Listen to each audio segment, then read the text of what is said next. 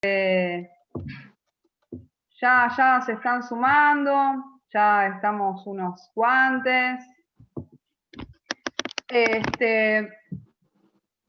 Yo no sé si la flasheé en algún momento de mi vida, o si Berger era lector de Borges. Porque Borges tendía a hacer esta invención, inventaba ciudades o inventaba personajes y los situaba en algún contexto histórico también inventado. Y hablando del tema de los prólogos, uno está acostumbrado a cuando lee un prólogo, lo toma como una verdad, ¿no? Siempre que lee un prólogo espera una explicación acerca de, bueno, de hecho es una explicación, ¿no? Este prólogo. Pero espera que sea, que me bata la posta el prólogo, ¿no? Y entonces está buenísimo lo que construyó Berger, porque primero logra esta intimidad de mostrar solamente las cartas de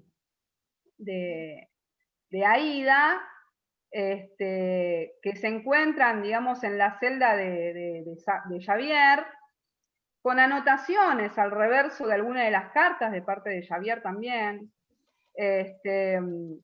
Y este prólogo genera muchísima confusión a este respecto. Ahora, yo digo, nosotros obviamente lo leemos a modo de ficción, pero nos queda así como esa cosa, y ahí la hizo súper bien porque o sea, terminamos esa historia, terminamos de leer ese libro y decimos, bueno, dale, ¿pasó o no pasó esto? ¿No?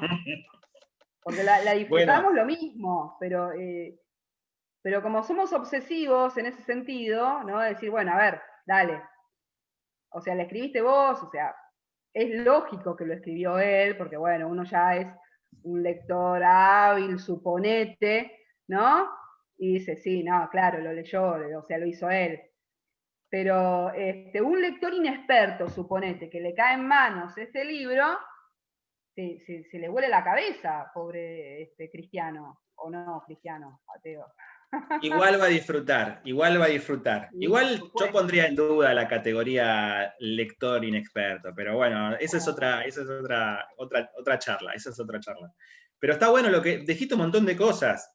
Por ejemplo, Berger, lector de Borges, yo creo que sí, pero no necesariamente para inventar este procedimiento a la hora de escribir este libro. Me parece que ya los juegos entre ficción y realidad, ya a esta altura, obvio que remiten a Borges, pero ya está como instalado, ¿no? Me parece que sí. Pero me parece que el libro te da te da la clave para que llegues, no sé si a una respuesta, pero por lo menos a entender cuál es el juego que plantea el libro.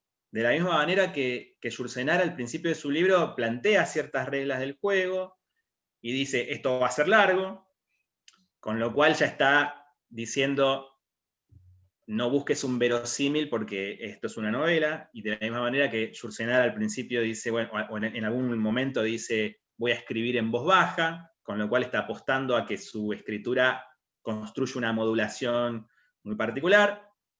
Yo creo que Berger en este libro como que ajusta un montón las marcas de lo verosímil, pero mostrando que pueden mentir, porque Aida misma, el personaje de Aida misma, en sus cartas dice, estuve cambiando los nombres, cambié los nombres. Y le manda dibujos, y los dibujos parecen estar escritos en clave. Y entonces vos decís, ah, bueno, pero entonces todo puede ser una clave. Y Berger mismo está escribiendo en clave.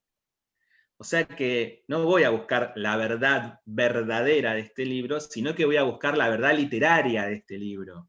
¿Y cuál es la verdad literaria de este libro?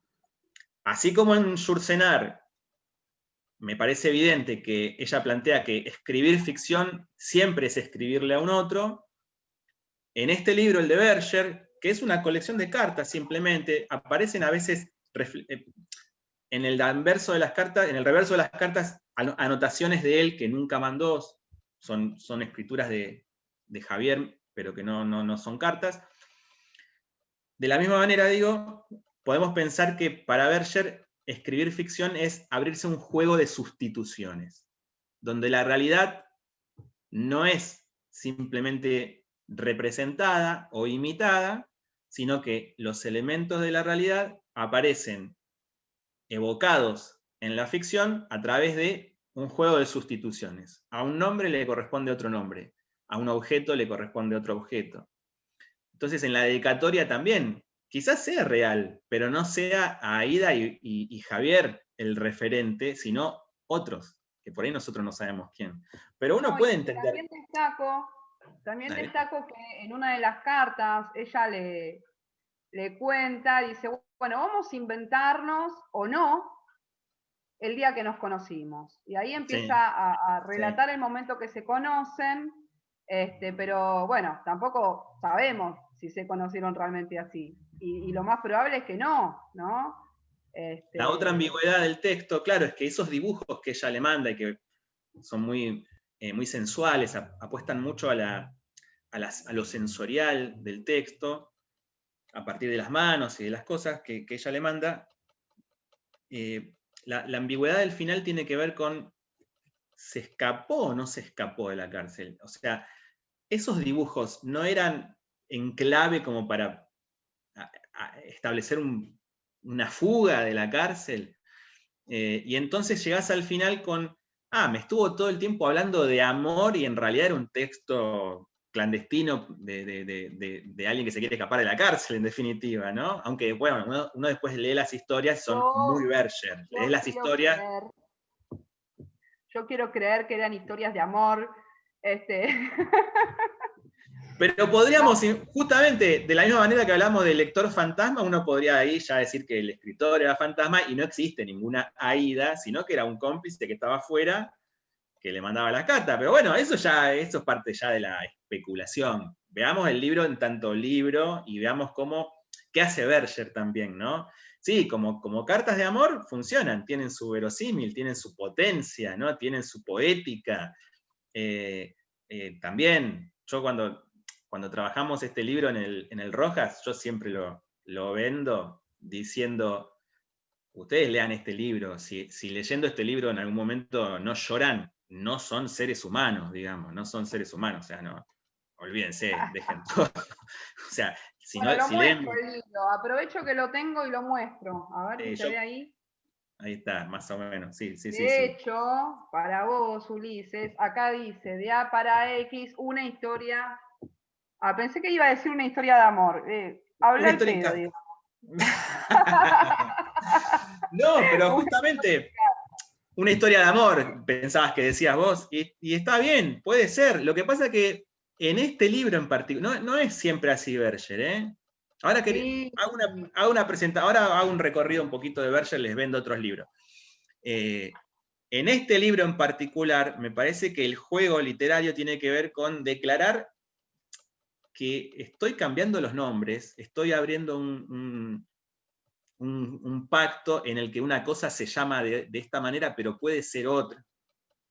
Y me parece que a ver, por lo menos la literatura que a mí me interesa es una literatura no ingenua, una literatura consciente de que está trabajando con signos y que escribir no es representar miméticamente la realidad, sino que es jugar juegos, y esos juegos tienen reglas que pueden ser artificiales, esas reglas. Fantasear un otro que va a leer, o diseñar un sistema de sustituciones por los cuales a cada cosa que voy a mencionar en realidad le corresponde otro nombre. Como en los sueños, en realidad también es muy surrealista lo que hace Berger en algún punto. Uno podría pensar, cuando soñamos, también sustituimos. ¿Cuántas veces nos pasa que soñamos? Soñé con una persona, soñé con mi tío, pero no era mi tío, era otro, al mismo tiempo era otra cosa, ¿no? O soñé con tal lugar y era otro lugar. Soñar también es ir por un juego de sustituciones. Yo agregaría una cosita más sobre Berger. De la misma manera que en Yourcenar aparece la música como una segunda voz de la narrativa, como algo que acompaña al personaje en su sensibilidad. En la escritura de Berger tiene mucho peso lo visual. Y ahí recordemos que Berger fue artista plástico durante muchísimo tiempo, se dedicó a la pintura antes que escribir, tiene muchas reflexiones y ensayos sobre artes visuales, sobre dibujo, pintura, fotografía. Está buenísimo los ensayos de él porque son muy, muy abiertos a la ficción también, o a la escritura narrativa. Empieza hablando de un cuadro y termina contando una historia en sus ensayos. Está buenísimo lo que hace. Y en sus libros tiene mucho peso lo visual, lo sensorial también, y la manera en que, que está llevado a cabo en este libro de A para X, tiene que ver con la distancia que separa a estos personajes, ¿no? La distancia del que está afuera y el que está encerrado, el intento de llegar con todo ese mundo sensorial al otro, la complicidad que se establece con ese otro, pero también es muy político en su escritura, ¿no? Hay cartas, hay pasajes de una intensidad muy fuerte. Yo la otra vez te comentaba que tengas a mano ahí el fragmento de cuando le traen a Aida un pibe baleado, se lo dejan tirado en la puerta como si fuera una caja con unos perritos abandonados, ¿no? Le golpean ahí y ella le saca la bala y le cose la herida.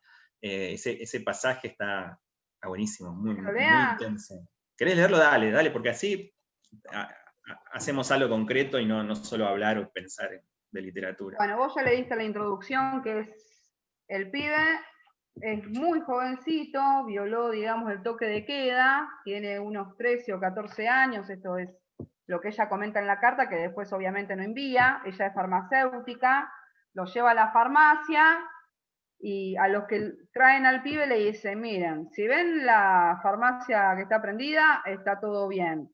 Si ven que está apagada, que me lo llevé a urgencia. Los tipos se miraron como diciendo, ay, ay, ay. Entonces ella dijo, bueno, no, quédense tranquilos, va a estar todo bien. Pero el pibe tiene 2 heridas de bala en las piernas, y pasa esto de los sueños, que justo vos lo traes. No sé si te acordás. Sí. Él está medio adormecido, Está medio adormecido. le bajó la presión, ¿no? Por la pérdida de sangre, me imagino. Sí. Igual cuando le saca el torniquete no se desangra ni nada, así que lo lleva bien. Y dice, voy a tomar así medio empezado, ¿no? Sí, sí.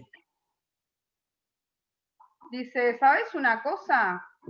¿Sabés con qué sueñan todos los hombres? Le pregunto. Dímelo tú, me contestó impaciente. Todos sueñan con estar cómodos. Estaba probando con la cánula y creí oír un clic metálico. Golpeé 2 veces más, una bala.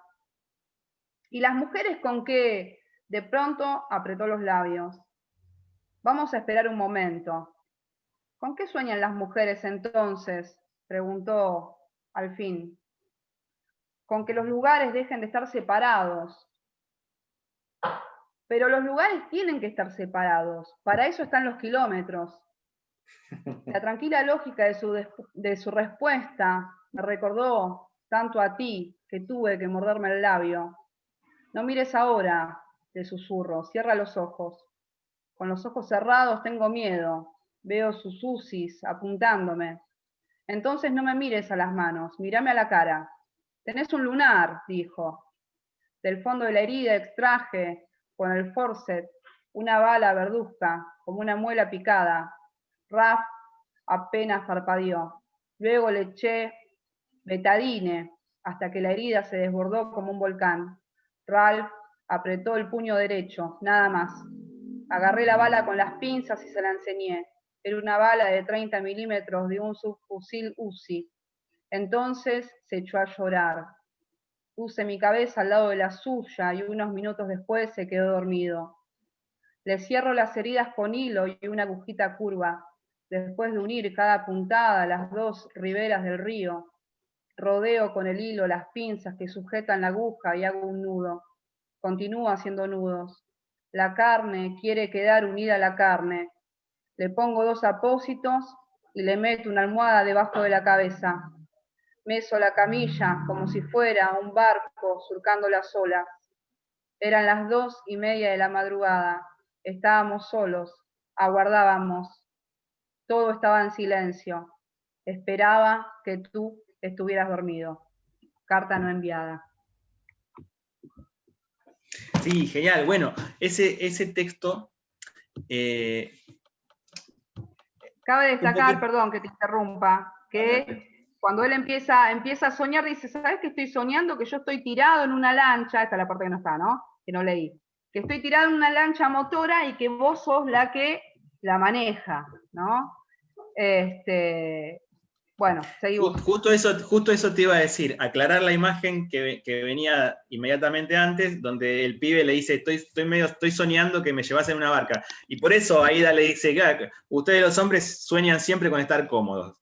Y las mujeres ¿con qué sueñan? Con que las orillas estén juntas. Y obviamente eso después tiene su contrapartida poética en la herida, que es como dos orillas que ella le cose, ¿no? Y al mismo tiempo, este relato está atravesado todo el tiempo por el recuerdo permanente de él, de Javier, ¿no? Porque ella dice, cuando apretó los labios, que yo me hizo acordar a vos, y al final también aparece de nuevo esa segunda persona. O sea que ahí tenemos claramente que este relato en primera persona de Aida está todo el tiempo moldeado por esa otra persona que es Javier, que está preso, ¿no? Se lo está contando a él.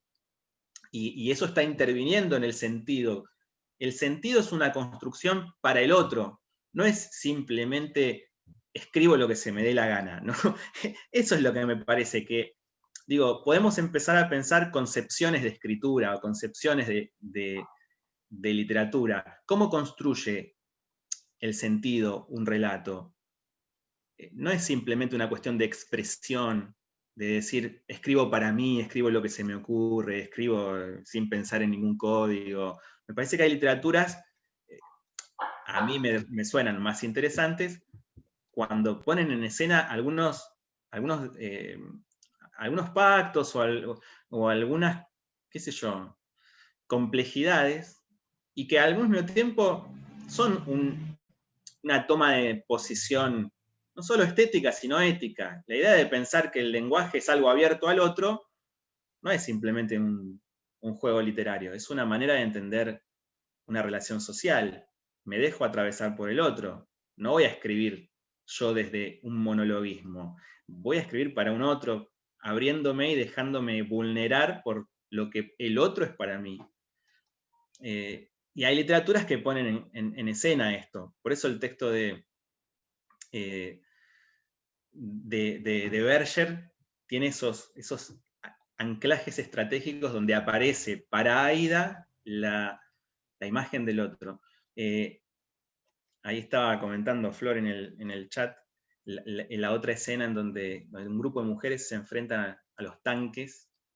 Esa es otra de las partes del libro emocionante. Sí, otra de las partes de las cartas que obviamente no envía y que la cosa se empieza a poner cada vez más fulera, y por eso yo comentaba al principio que digamos, como no tiene una cronología las cartas, a mí se me da por pensar que por ahí esa cronología que va acomodando Berger es la cercanía con la muerte, o inclusive en una de las últimas cartas empieza a enumerar a todos los muertos, y bueno, y después no sabemos cómo es.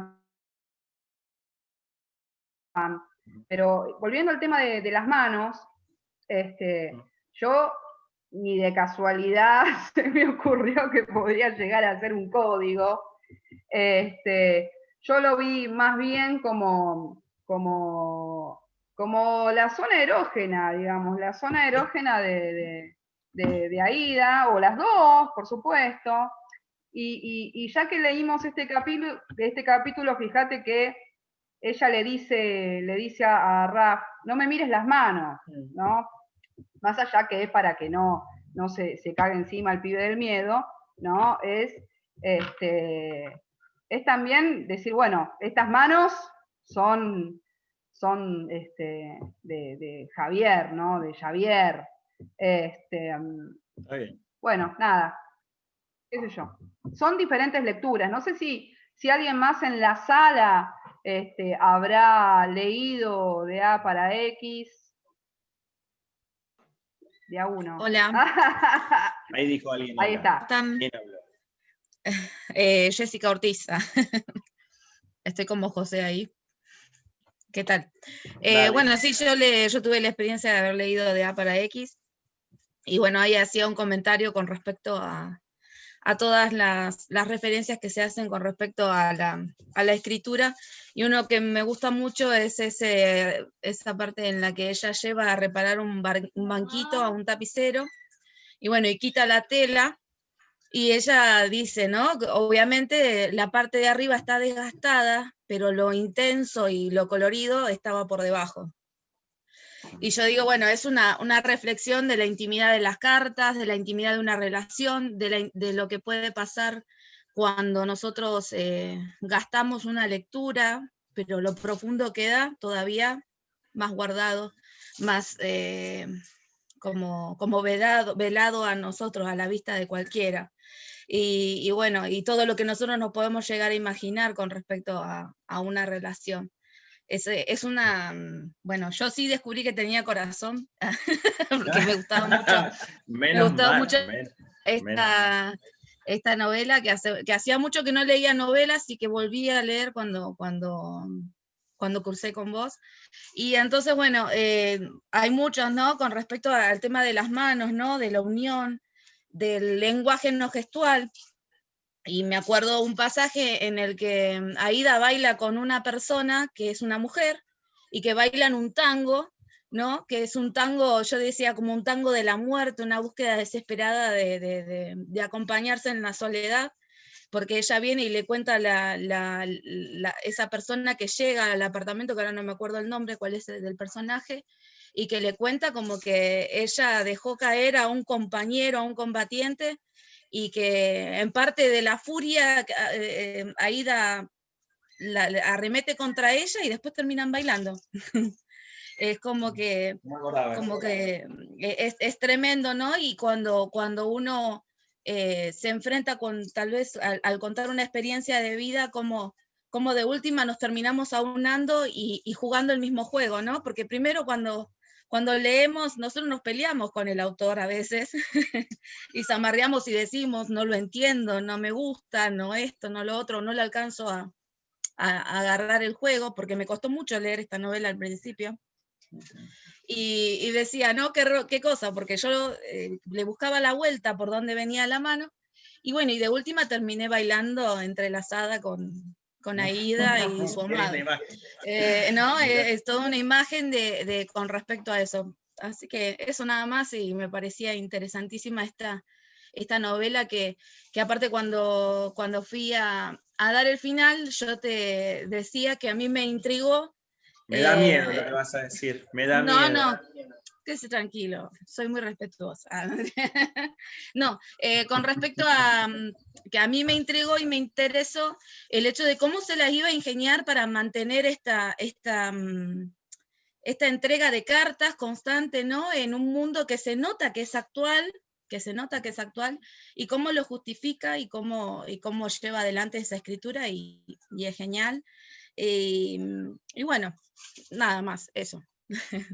Está bueno, me encanta lo que decís, genial. Me hace pensar en algo que dice Berger por ahí en otro ensayo, donde habla de la escritura, lo que para él es la escritura, y la escritura como transmisión de experiencia tiene que estar atenta a que la experiencia, dice Berger, cualquier experiencia, es ambigua, es básicamente ambigua, porque está abierta a otra experiencia, está influida de maneras múltiples por otros acontecimientos que lo rodean. Entonces, escribir atento a la experiencia es ser fiel a esa ambigüedad.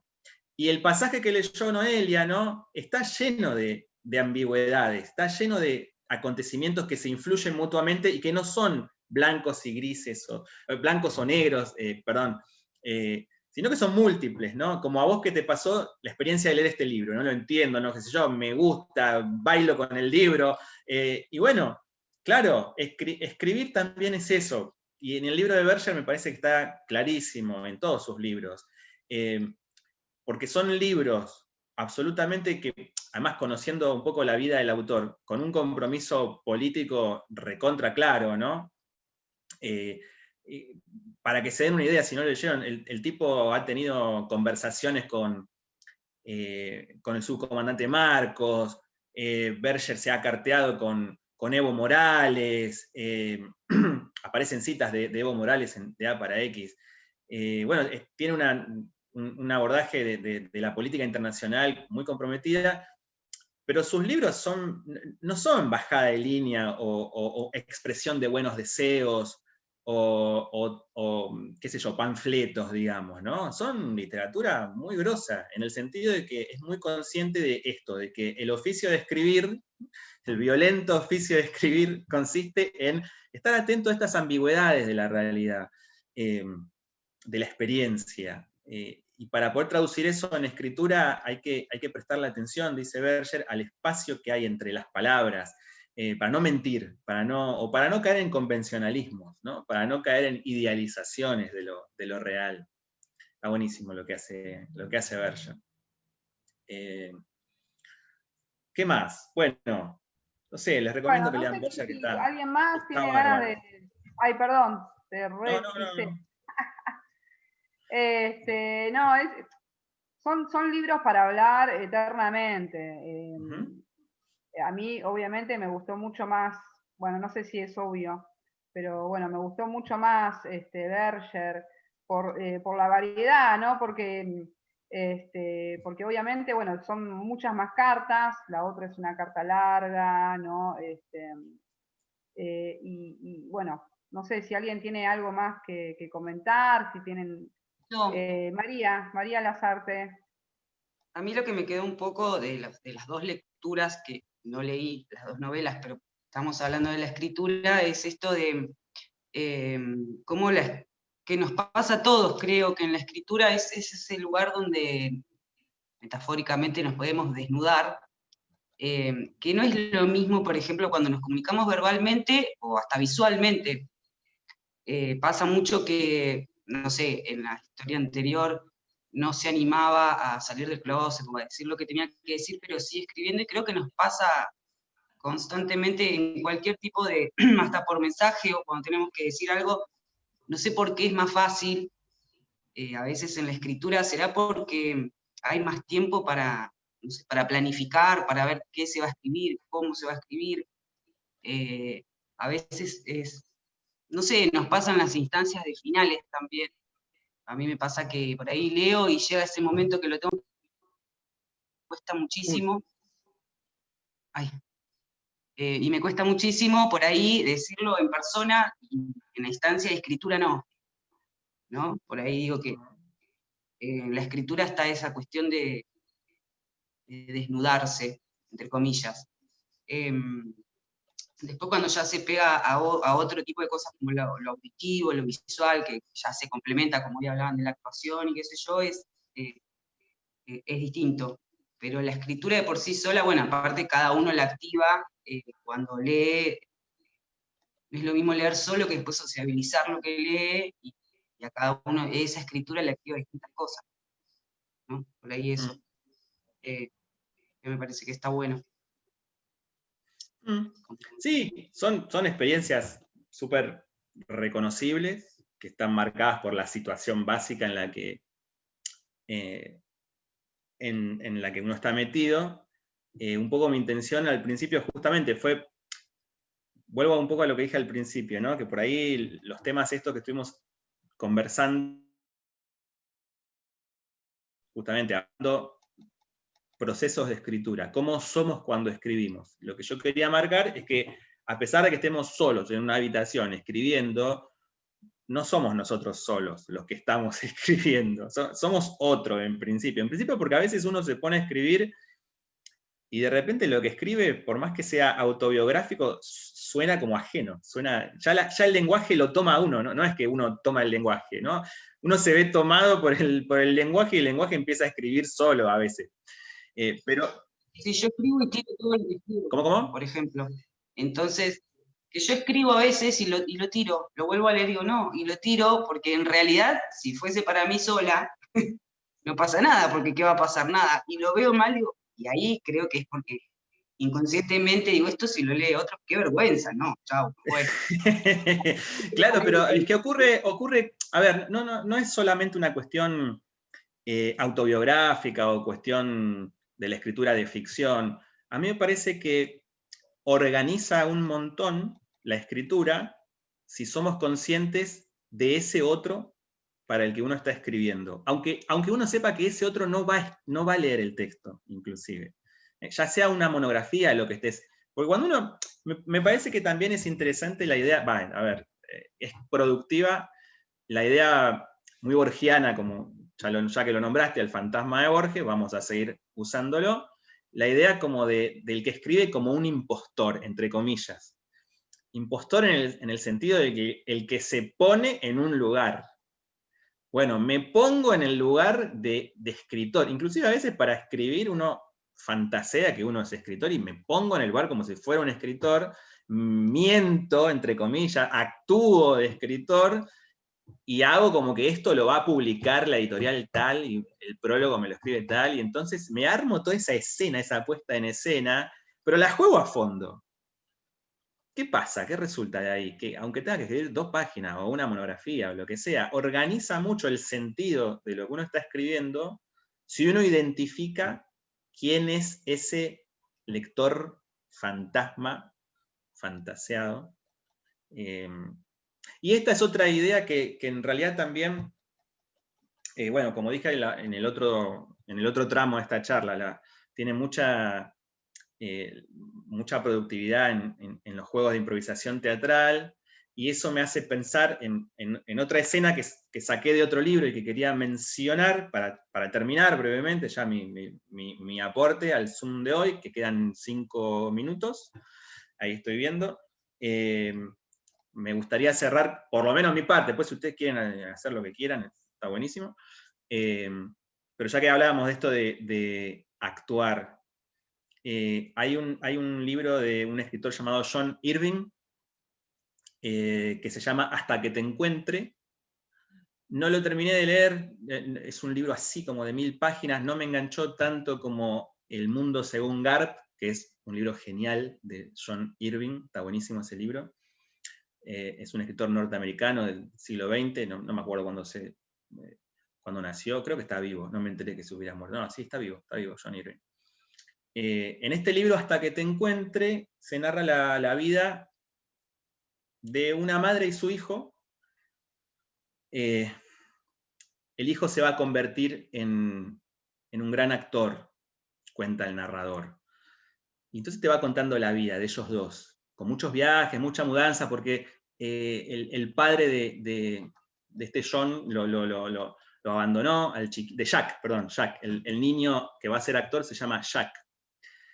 Ella no me acuerdo el nombre, que es tatuadora, trabaja de tatuadora. Y el padre de Jack los abandona, la abandona a ella, abandona al hijo, cuando él es muy chiquito, se va, y ella lo sigue buscando a él. Pero Jack no sabe quién es el padre, no recuerda mucho del padre. Pero en la escuela el tipo le gusta actuar, se mete en el taller de teatro y en 4º grado tiene una maestra que le enseña, le transmite, no la fórmula, ¿no? sino la experiencia de cómo hacer para ganarse al público.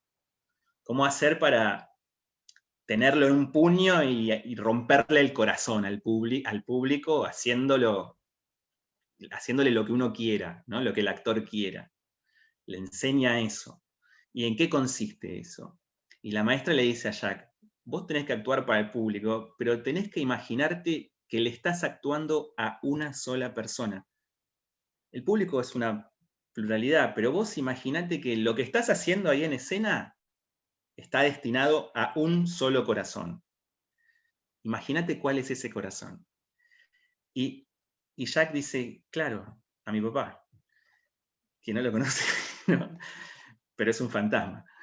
Entonces, por eso, de esa manera, Jack aprende a ser un gran actor, actuándole a ese fantasma que es su padre y que lo va a buscar eternamente. Esa escena me caló, me conmovió, pero para mí me da un sentido también de lo que es el arte en general, o la escritura, o lo que sea, ¿no? Siempre hay un otro ahí, fantaseado o no, o real. Y en el caso de estos libros que quise comentar, bueno, en algunos es parte de la ficción, son personajes, en el caso de Berger también, aunque Berger en sus ensayos también hable de esto, de considerar que la escritura es un espacio al que uno va, un espacio de encuentro, que no es una cuestión idealizada, ¿no? De sentir que la literatura es como, bueno, unas buenas intenciones, ¿no? Comunicarnos con el otro, sino algo que forma parte de la experiencia real de escribir, de, bueno, el sentido de lo que yo construya o el sentido de lo que yo cree es un encuentro con un otro, siempre. Pero bueno, eso es lo que decía Berger y lo que me motivó a mí a pensar estas líneas para que las podamos compartir. Bueno, nos queda minuto 30. Así que agradecemos muchísimo. Se subasta el último minuto. Hacemos lo que queramos ahora. Contamos chistes, qué sé yo. No sé. Bueno, en principio te queremos agradecer por estar acá y proponer el tema, que es súper interesante. Y también esta motivación a lanzarse a escribir me parece interesante, y también el hecho de pensar un lector, un único lector, porque obviamente no se puede contentar a todo el mundo, no a todo el mundo le va a gustar lo que uno escribe, así que hay que pensar uno y escribir para ese ficticio, ¿no? Como bien dijiste. Así que bueno, gracias a todos por haber estado, y a todas. Así que, beso enorme. Gracias a ustedes. Sigan con la Feria Solidaria. Ojalá que haya próxima con algún otro tema.